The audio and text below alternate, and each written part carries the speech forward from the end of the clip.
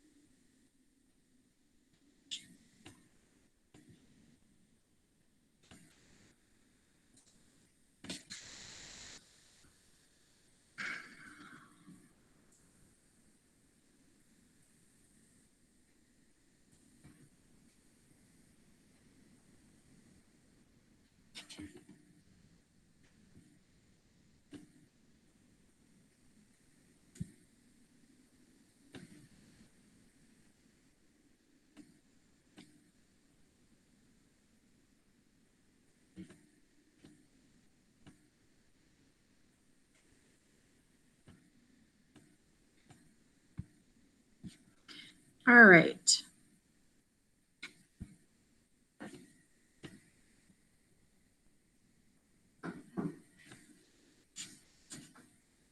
All right, so hopefully you just have some information about those three types of functional joints.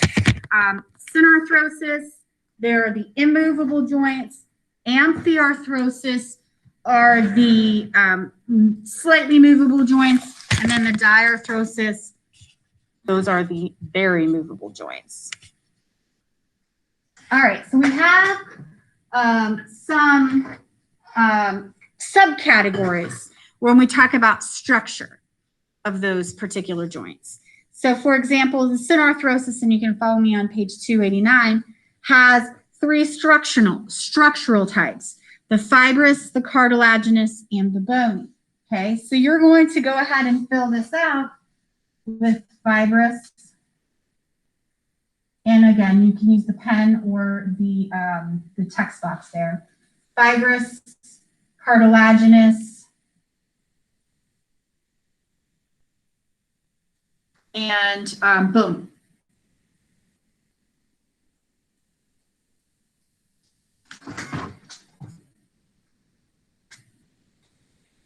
And then they do have some fancy names if they, for example, fibers are really only found in two places. They're found in sutures, which are the lines of the skull. So when you're born, the bones in your skull, the flat bones in your skull are not fused together yet. Eventually what happens is they will fuse together and form this immovable suture joint. The other type of fibrous is called a gomphosis, and the only place that is the joint that holds your teeth in place in your jaw.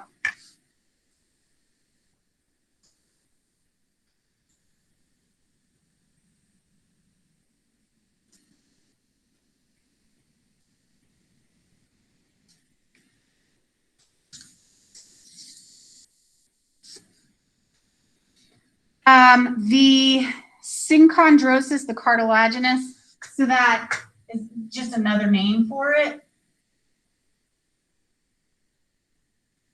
But if you see the chondro there, it should make you think of cartilage.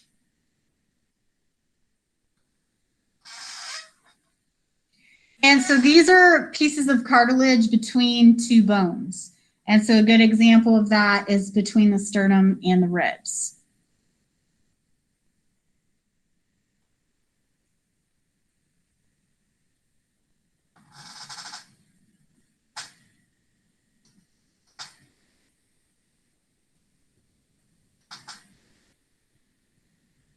Did you say we could either write it down or do the thing, or should we do both? Should we just do the, like, fill out? Whatever, if you want to write it down, that's fine. I do have this that you still might want to do the skeleton thing here in a second.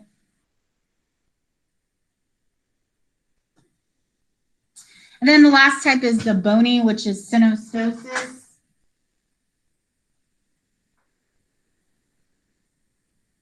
Another fancy word for that. This is when you have two bones that fuse, and then you do not even see that they were fused. So like the two frontal bones have fused entirely, and you no longer really see much of anything there. So it's different than a suture, because a suture, you can see the lines between the two bones. Like the two parietal bones, you can see that line that comes in the middle. But like the frontal bone, you can't see that fused bone anymore. So a synostosis is not something we commonly talk about.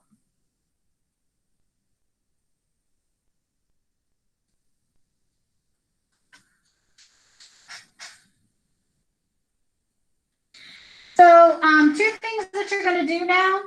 This is it's called a sticky note. If you, all right, you got to go back with your arrow here. But if you double click it, it should open. So put on some examples of synarthrosis, of joints that are synarthrotic. And then also somehow mark the skeleton with examples of synarthrosis joints. So whether you do like a shape, or whether you circle it, or whatever you want to do, mark it up somehow that points to synarthrotic joints. Sorry. I'll give you guys about 2 minutes to get that done.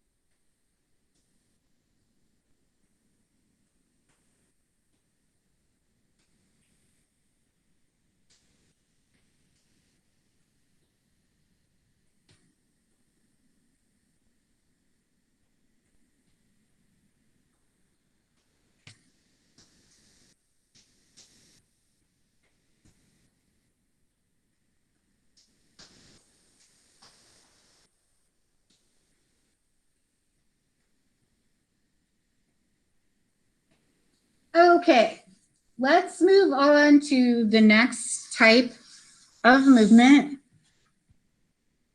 or joint, I should say, which is an amphiarthrosis. So this is slight movement, and you have two types. You have the fibrous. Yeah, you can type or write, whichever you choose. And the cartilaginous. And those are kind of, they make sense as to what you should expect. But they have kind of fancy names too. The syndesmosis.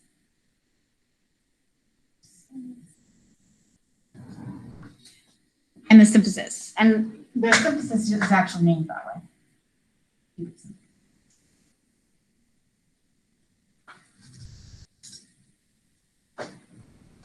So an amphiarthrosis is little movement.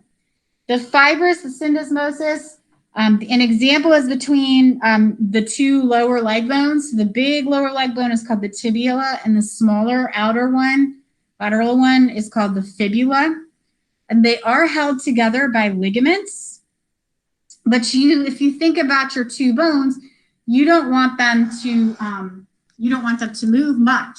Well, let me get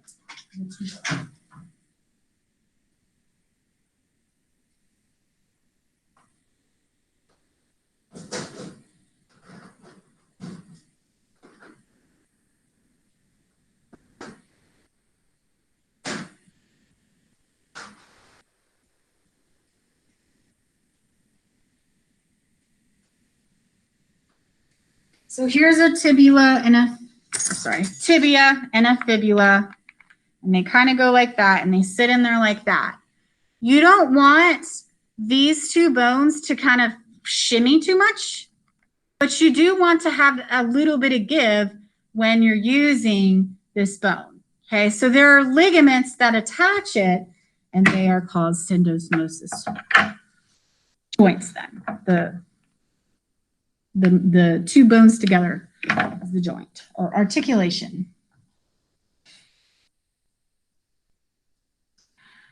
And then the other one is cartilaginous, is symphysis.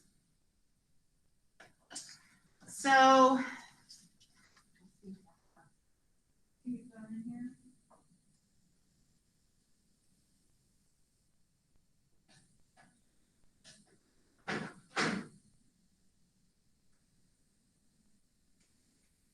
I don't have a skeleton. I only have one anatomy class. Miss Layden and Mr. Bruning have many, so they get the skeletons. But so I have a left and a right pubic bone, and where they come together in the middle here, and usually if you have a skeleton, there's like a little rubber piece in between right here. That's the pubic symphysis, okay? And that's slightly movable. Now you might be thinking, why the heck do you need to move, this way? If your hips move and your vertebrae move, what's the purpose of having a slightly movable symphysis bone? Well, that's a very good question, because female hips have to move when they are pregnant. So the symphysis is actually more movable when those hormones are pregnant, and that's, excuse me, to open it up a little bit so that, and I'm exaggerating, but it is to open up the hips a little bit to provide space for the growing baby. So that, excuse me, is an example of a symphysis. So go ahead, double click on the examples, and then mark up the skeleton where you think those are.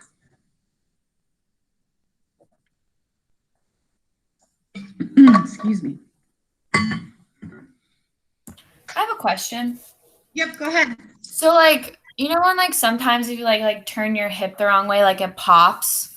Mm-hmm. Like what is that movement? Is it like what's causing that? Usually that's the femur and the ball and socket joint, sorry, because there's a lot of pockets of air and fluid in there.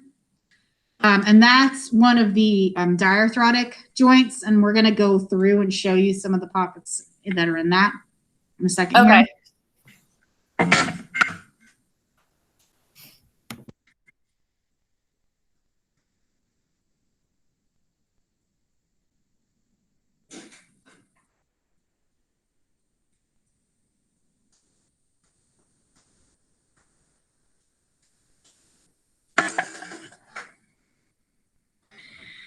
everybody ready to go to the next slide?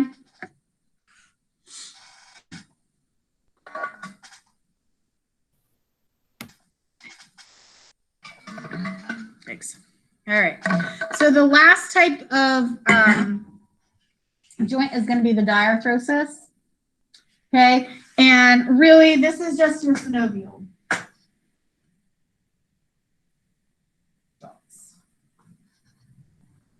So those two words can kind of be interchanged. These are highly movable. So good examples would be things like your knees, your elbows, your shoulders, your hips. And with synovial joints, there's going to be ligaments, but there's also going to be pads and pockets, which I'm going to pull up here in a second, the pictures from the book.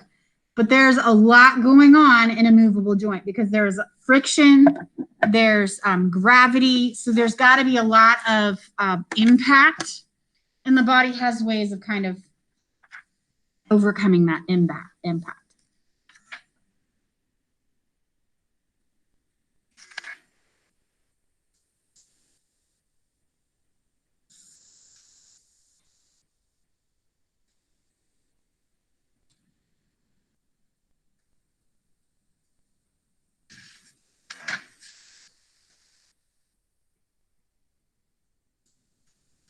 So any questions about the types of joints?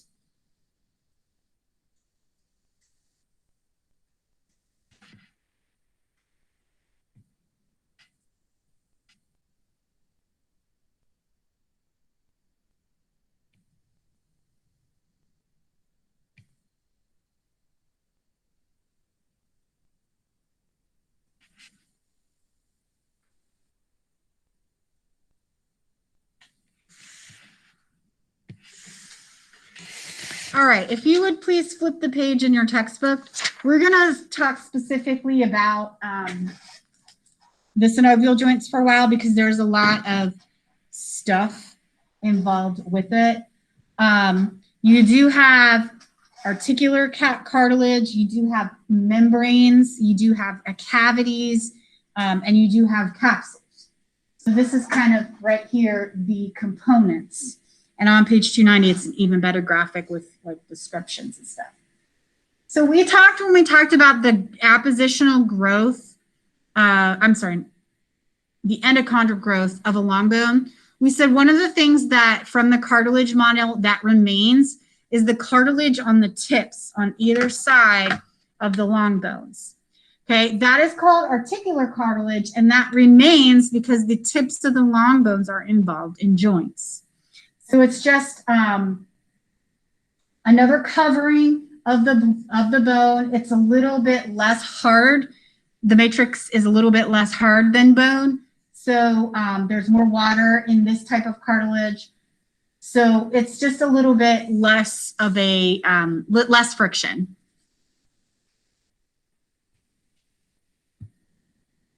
The joint capsule, or you could also call it the articular capsule, it's just a sac that encloses these bones. So you can see the joint capsule being kind of this sac and encloses this entire cavity.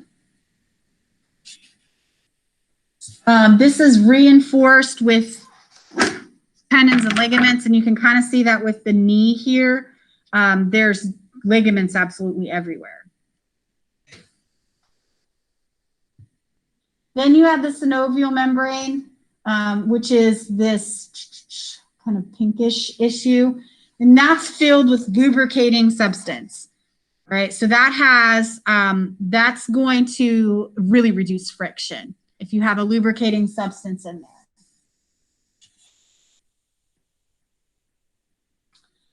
there. It's clear, straw colored, consistency of raw egg white. So think of raw egg white. It's a little bit more viscous than water to help with that friction. Its lubrication is the big function of it, but also nutrient distribution. If you remember if you remember cartilage doesn't get a whole lot of vascularization, a whole lot of nutrient distribution. So this is kind of how that happens. and then also shock absorption. The accessory structures, so these are the things particularly of the knee that help, are these bursa, fat pads, menisci, patellar ligaments, and cruciate ligaments. So we're going to talk about what the names of those are when we are in lab, when we talk about, because there'll be structures of the knee that you're required to know. So we're just going to kind of review that right now, and you'll do it again in lab. So the bursa. The bursa are these small pockets filled with synovial fluid. And they form in that connective tissue right outside a joint capsule. So here is the upper leg bone, the femur, the larger of the lower bones, leg bones, which is the tibia. And then you have the patella out front, which is the kneecap. Okay. And this acts as a shock absorber, but it also helps reduce friction. So because the knee is a larger joint, we have these extra bursa that help with that shock absorption and friction. Fat pads. So fat pads are just what they sound like. It's a bunch of adipose tissue that's going to fill in the spaces and help protect the articular cartilage. Menisci are actually fibrocartilage, and I don't know if you can see this right here, but there are two menisci on either side of the knee. And that helps with the articular surfaces. And then accessory ligaments. So the accessory ligaments are going to help reinforce the joint. And those are things like patellar and cruciate ligaments. So the patellar ligament being actually this lower guy here, you can see the patella. But then we have cruciate ligaments on either side, medial and lateral side. You have, they're just a bunch of them. So we're gonna talk about that. So the knee might be the largest joint and probably the joint that, well, is one of the ones that has the most stress on it. So that's why, especially if you follow any kind of sports, they commonly tear their ACL or their MCL, which are these two ligaments here that kind of cross over and attach the tibia to the fibula. I'm sorry, tibia to the femur. But it doesn't have the greatest range of motion. If you think about all the joints in your body, it's actually your shoulder that has the greatest range of motion. Because if you're moving your knee right now, you're probably just moving it like a hinge. Your shoulder, you can definitely move like a hinge. You can move it out. You can actually move it kind of around in a circle. So greatest range of motion is going to be your shoulder. So that's another commonly stressed joint. Although gravity and stress isn't really an issue because you don't walk on your arms every day. You walk on your legs every day. You run on your legs every day. If you're an athlete, you do all sorts of terrible things to your body and good things to your body. I shouldn't say it that way. That's going to be, there's a lot of injury in the knee. Okay. Anybody have any questions about the types of joints or synovial joints?